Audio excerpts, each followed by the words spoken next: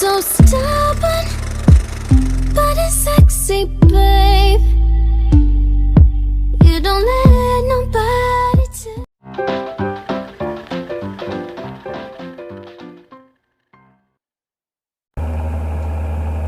Hey y'all, me again. Here with another reaction. Is going to be a little something different again. And I know I say that a lot. Well, I'm starting to say that a lot. But these are just like, you know, different videos I like to react to that I already watched. But something new. And what it is like, this video today is very political.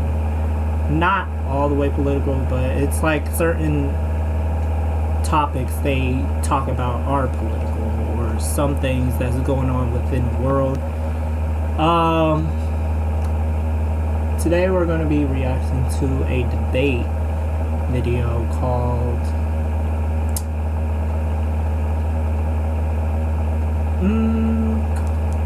Thanks so much for It's Ivy League versus community college, which education is better, by Jubilee.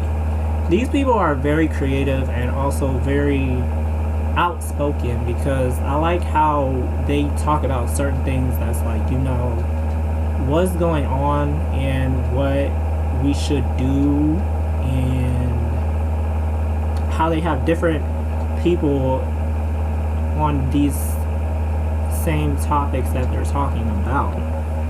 So it's like, if you're this, then we'll be talking about that same thing. So like, they'll have all these people that can relate to that in this video. So I'm very interested into hearing about what people think when it comes to being an Ivy League and community college, because like, my personal opinion, I really think like, you know, college is college, really.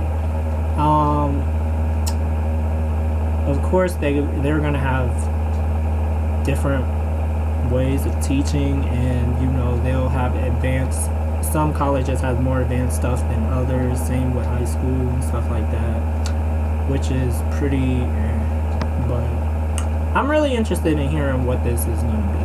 Let's go ahead and see.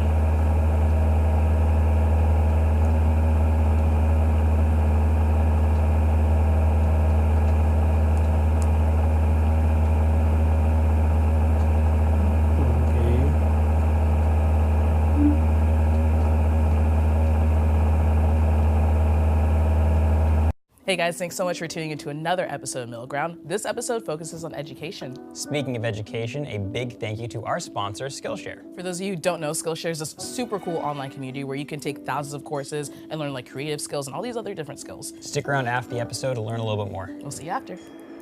But how much better is it for you when they say, oh, where do you go to school? And you can go, I go to Yale. And then they go, oh my gosh, that's so cool. You must be so smart. For me, when I go, oh, I go to LBCC, and they're like, oh. When you hear the words Ivy League, what comes to mind? Immediately, I feel like maybe money. The upper climes of the East Coast, there's as much of a need for Ivy League as there is for every university. I did get into all 8 Ivy League schools. Wow. People might think that it's really expensive, which it is. I personally have respect for anybody who does something in their life to try to advance themselves, to make themselves succeed. Going to Princeton is a big part of my identity right now, and I hope that through this discussion I can kind of break that a little bit. And I'm curious to know what it's like for them going to school, paying tuition. I'm open for a bit of education about the Ivy League today.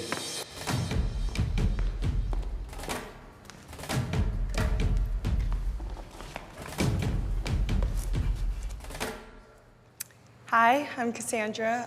I'm a student at Yale. Hi, I'm Corey, and I also go to Yale. I'm Emily, I go to Princeton. I'm Trinity, I go to LBCC. I'm Saul. I graduated recently from Santa Monica Community College. I'm Aiden, and I currently attend Irvine Valley College. Can I get my Ivy League students on the left and my community college students on the right? If you agree, come to the middle. My school is a huge part of my identity.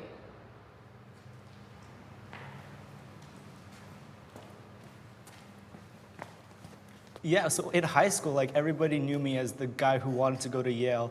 I'm surrounded by people who all are affiliated with Yale, who lift me up, who support me in what I do, who support me in my job search, who support me in my career, who support basically my entire life. So yeah, my life right now revolves around my school, and I love it. I love this question because I struggled a lot with this going into Princeton. I think, well, I played soccer my whole life, and I got recruited to play soccer at Princeton. And then going into Princeton and being a really good soccer player from my hometown, and then being on a team with girls who were all the best in their hometown is like, ooh, now who am I? I'm not the best anymore at this. Through Princeton, I've tried to reconstruct my identity, and another part of that is that I am Christian, and so like combining my faith with being an Ivy League student has been incredible. Community college in itself is like it feels very temporary. Like no one really has that camaraderie that you guys have. Like, you know, in like 30 years, you're gonna see somebody and you're like, oh, you went to Yale? And it's gonna be like, oh, I don't know what your mascot is. What is it? Bulldogs. Ooh, Bulldogs. Like, like it's like this thing. And it's like, for us, I'm like, oh, Vikings. Like, whatever. But I don't even know my school mascot. When you have multiple identities, when you identify with a lot of different labels, you might not find that community at your school like as a whole, but you might find it like within that small subsection. Like I'm queer, I'm trans, and I found a small community of like the LGBT club at my school. Being able to find a community of some kind is still nice, even if like you said, it is really temporary. I've been around long enough to realize that there is nothing, school, service in the Army, none of these things, I think, define us. They are a part of us. But what defines us is what we accomplish in life. Maybe that's some of the wisdom I've been able to pick up in 85 years. But that said, you are what you do, not necessarily what you attend. I agree with what you're saying, and I think it's very valid that you're defined by how you are as a person, by your character, by what you do. But I also think that it's Yale that built my character, that makes me like the person I am. Yeah, but Yale, you're the one who got into Yale. Right. It came from here in you. Right. Yale didn't put that into you. What are your thoughts about going to a community college? It wasn't really a choice for me. When I was in high school, my grades were really bad.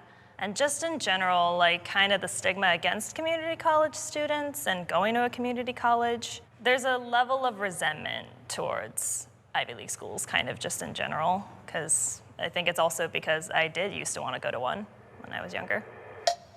The college admission system is a fair system.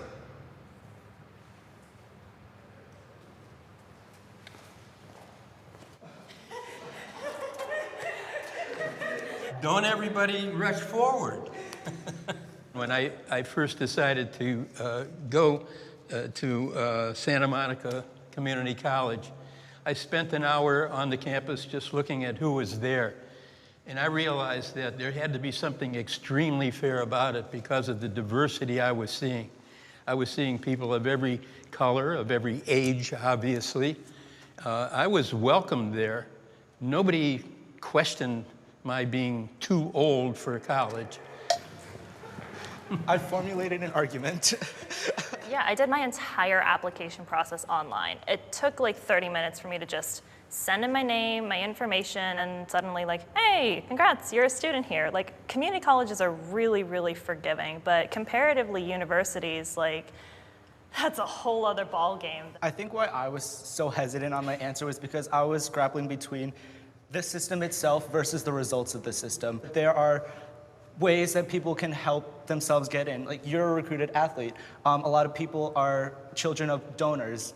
A lot of people have legacies. That is, I guess, inherently unfair because that doesn't put everybody on the same playing field. Did anybody bring up the college admissions scandal that broke earlier this year? I guess we can talk about that. Yale was involved in it. Yale was involved. The scandal was that there was this one guy who had this, I guess, fake company, and then he had certain relationships with certain coaches at schools, and then he would have the coaches designate them as recruited athletes to get them in.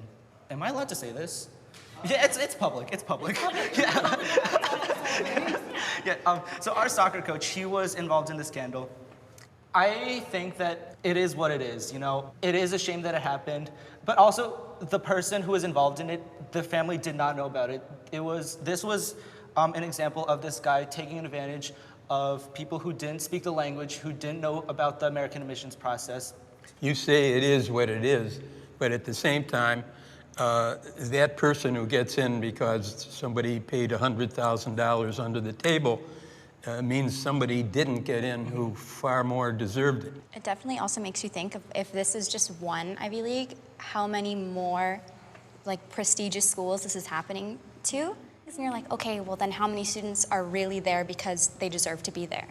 So I actually found out that I did know the girl who was ultimately kicked out, and this led to a lot of discussions among me and my friends. Should Yale kick her out? Should Yale not? And also the USC students as well.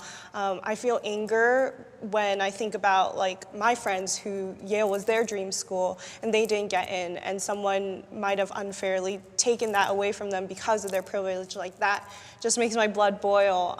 But then again, I feel really sad for this girl in particular because she didn't know. All she wanted to do was attend college. I think the college admission system in general is very unfair, and a lot of it comes down to luck, right? It depends who's reading your application that day. Are they in a good mood or are they in a bad mood? Do they have a really great lunch or was their lunch order late? Do you feel that you got lucky 17 times?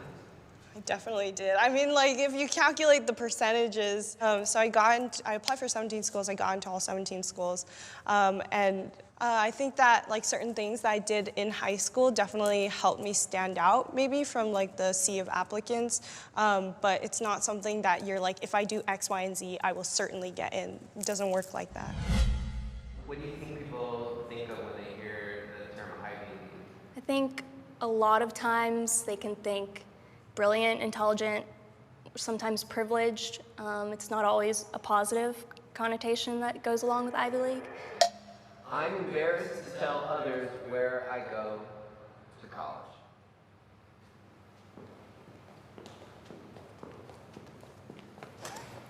Yeah, that's how it is. Yeah, that's just kind of how it is when you go to community college, especially nowadays. There's just such a stigma. Yeah. That makes me so sad. I'm getting my education, I'm bettering myself. Why do I feel like I'm lesser than just because I don't have a fancy name school on my resume? You know what I mean? Yeah, exactly. I think just like the stigma that you guys mentioned, I think there's a stigma in the opposite direction too, where people who aren't in the Ivy League, they think oh, they must think that they're better than us. I don't think we think like that. I don't think like that. If you are proud of the school you go to, I'd be proud to show that off. Even if other people look down upon you for that, people are gonna be like that, but I know, and you probably know, that the people in your life that care about you, the people in my life that care about me, they don't care where I went to school. They'll support me no matter what. But there's also family, which is the thing. And especially because I think the only one in my family who is attending community college. When I go to family reunions, they're like, how's school? And I'm like, it's going great. And they're like, are you transferring soon? And I'm like, no. It's at best it's awkward, and at worst I feel like I'm the family embarrassment. Absolutely. And that sucks. And you said that stigma around Ivy League students. I do believe there is one, and I totally get it, but how much better is it for someone when they say, oh, where do you go to school? And you can go, I go to Yale. And then they go, oh my gosh, that's so cool. How is it? You must be so smart. For me, when I go, oh, I go to LBCC, and they're like, oh, that's cool. I think you're incredibly well-spoken and intelligent, and if you think that your time going to community college is well worth it, then you should be really proud of that and not listen to what people are saying or speculating about you because of where you go to school. What are your thoughts on community colleges? Well, I think they're undervalued. I think they're known as the feeder to the universities, but I think one can get an excellent education at a community college. My parents paid for my college tuition.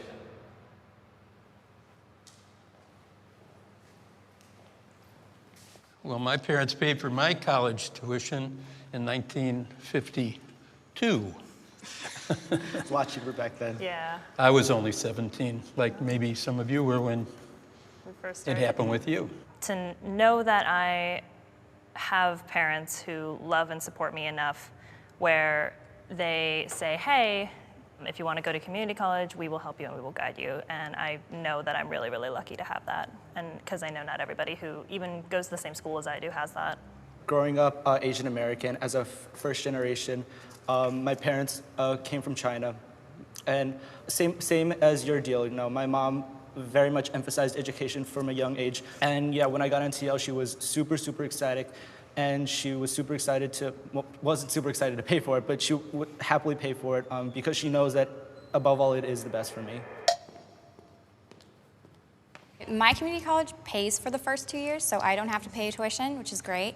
And I have 5 brothers and sisters, so it's like, where do I fit? Who's gonna make the sacrifice to go to community college to pay for their own tuition, pay for their own expenses? And that was always the option for me. Why did you choose that school? It was close. It was like 5 minutes away from where I live, and it was financially just a really good option for me. And I had a few friends that went there. My tuition is a fair price.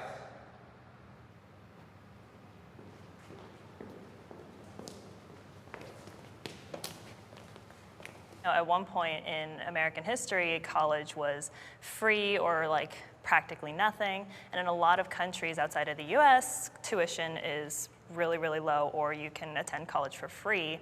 But given the current circumstances of where our education system is now, the tuition that I have to pay is pretty low compared to some of my friends who are attending university and they have to pay thousands and thousands of dollars. For me at Princeton, I'm very grateful for the financial aid that they do give me, and they are very generous with my family and I. There were other schools that I was looking at that didn't offer financial aid, and that wasn't a choice for me and my family. But for Princeton, they also offer students to have on-campus jobs, which I'm working 3, and that has been really helpful. I just paid my fall bill. It was about $36,000. Okay, I think I gotta go now. Every year, it only goes higher and higher. I mean, granted, we are at a great university with great facilities and great, amazing professors who win Pulitzer Prizes, but I'm not sure where every single aspect of that money is going to. That said, I think, like you said earlier, or at least Yale provides really great financial aid, and definitely without that financial aid, I'm not sure I wouldn't have been able to afford it. But the tuition itself, what people who are not on financial aid have to pay, I think is extremely high. The purpose of a community college is to provide an education for those who can't afford it. Frankly, I couldn't afford it, and they gave me a free ride for the 1.5 years that I spent there. I wouldn't have been able to go to school without it, and that makes me very grateful. What career path do you hope to achieve? I think I want to go into the finance investment banking industry with a focus on tech, media, and entertainment. I worry about getting a job after school. We were talking about it earlier, how it's like we both are interested in creative writing, and it's like, I want to be a novelist, I want to be a writer, and it's like, that doesn't pay anything. I'm going to have no money. I'm going to be so poor. I hate to tell you, but you have a lot to worry about. I'm an author. I've written 6 books, and you may wonder what I'm doing here. Who would need a job at 85? Well, you want to know something? I wouldn't mind a job. Anybody out there got one? I realized I want to change my mind. It was nice seeing you. We bumped them. I realized, I'm not in as difficult as a position as you guys. Finance is the most popular field that people from Yale and the Ivy League in general go into. So because of that, a lot of the stress that we have is self-imposed because we are competing against the best people for not a lot of jobs. There is a fear in me that I'm not going to get, the best job or the job that I want, but deep down I know that I will end up with a job. I was kind of gonna say exactly what you were gonna say. I was gonna call you two out. Like, if the question was, are you afraid that you'll get a job that you love, that's well paying? Right. Yes, I am afraid. And when I'm afraid I'm not gonna get a job, no, I think I will get a job. There is a lot of fear that I won't meet the standards of where a Princeton student should be working after college. Mentioning to people that I potentially wanted to be a teacher or a social worker or work at a nonprofit, and they're like, you went to Princeton to be a teacher? I'm like, hang on, that's not fair. So I do deal with that pressure a lot, but I do know I'm gonna get a job. Actually, I don't like saying that too much. Please hire me, but. Why did you choose the school that you go to, Yale? I think because of the community there. Yale really lifts up its artists, and I really wanted to be part of that community that isn't competitive or cutthroat, but rather comes together to support each other and collaborate. It's who you know more than what you know.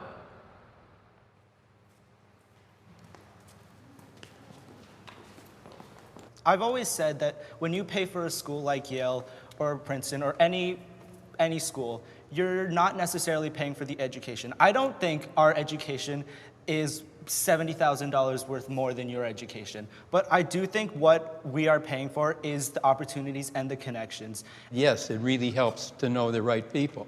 As an author, which I've been for 20 years, if I had the right agent and if I had the right publisher, then I would be farther along in my career as a writer.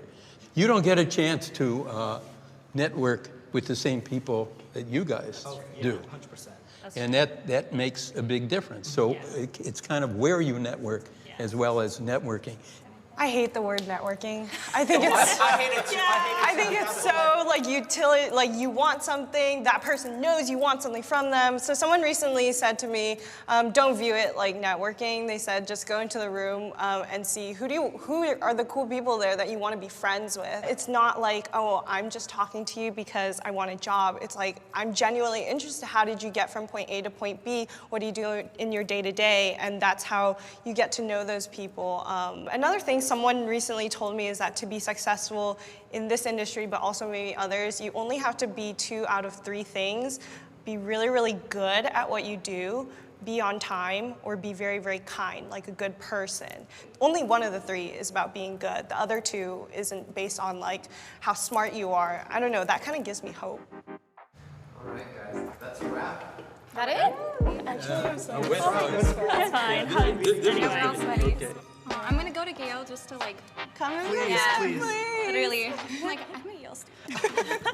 That was so amazing. Saul is so inspirational, and he just proves that you're never too old to learn something new. A big thank you to our sponsor, Skillshare. Skillshare is an amazing online community where you can take thousands of courses. Jubilee loved the color grading for filmmaking course by Dan Leo. It's good both for working filmmakers looking to improve their color correction skills, as well as for aspiring filmmakers who just want to get the basics of the craft. Premium membership gives you unlimited access, so you can join the classes and communities that are right for you. Skillshare is also incredibly affordable, especially when compared to pricey in-person classes and workshops. An annual subscription is less than $10 a month. And because Skillshare is Okay, that was good, like really good. I actually loved that because I've been talking about this for a while now, and I've been wanting to go to college for a certain thing that I've been wanting to do, and I'm kind of already somewhat doing. And the thing is, I'm like trying to avoid is debt, cause tuition, it's like ghastly. Some of the people I've talked to, most likely friends, and some other people, they explain to me, like, you know, or some people that I've seen or heard their stories about, you know, their experiences in college, and they say almost the same thing, where it's just like it was hard for them to get a job, it was hard to pay the debt off. It was just like a sinking ship, it sounded like, to me, that is. But yeah, no, I only want to go there because, well, I want to enhance my skills. That's what I think it is. I want to evolve more of what I'm doing, which is like I'm passionate of doing, which is music. But yeah, I don't know. I mean, like, I'm still debating whether I should go or not. But no, this was really good. And the whole networking thing, I do think like that's a better viewpoint of seeing how networking is. Like, take out the word and just put it like that. That's very good, because like I see it as if I do something for you, then I owe you something, or, you know, I owe you basically my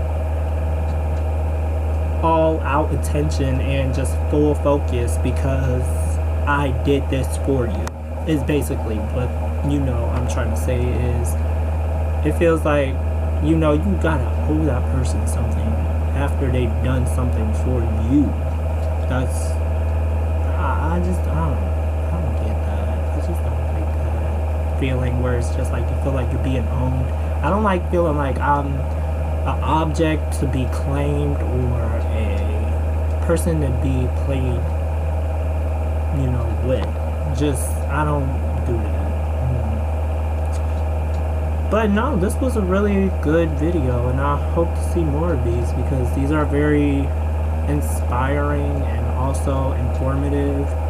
I just love these kind of videos where it's just like you can learn something from this and see other people's viewpoints of things in aspects in life, like in general. These was really good, and I didn't, even though the video is long, I didn't intend it to be as long. I still enjoyed it, and I hope you guys enjoyed it too. But I'm going ahead and end it here, not make this video too long than it already is. So yeah, I'm gonna come out with another video, maybe, yeah, something different from this, but I'm gonna definitely have more of these around. Tell me if you guys had any college experiences or anything you guys are going through that's related to this. I love to hear everyone's stories. Also, some advice probably if you could give to me or anybody that's trying to go to college. Also, check out their channel as well, because they're really good. There's some good debates in here. There's a few of them that I only see, well, I've seen a lot of them, but it's rarely those kind of debates where it's like, oh, it explodes, like people are going at it, like it literally escalates.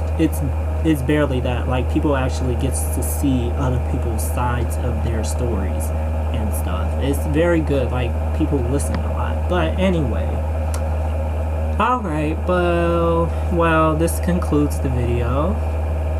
I hope you guys like it. Support if you can. Yeah, this is pretty much it. Thanks for watching.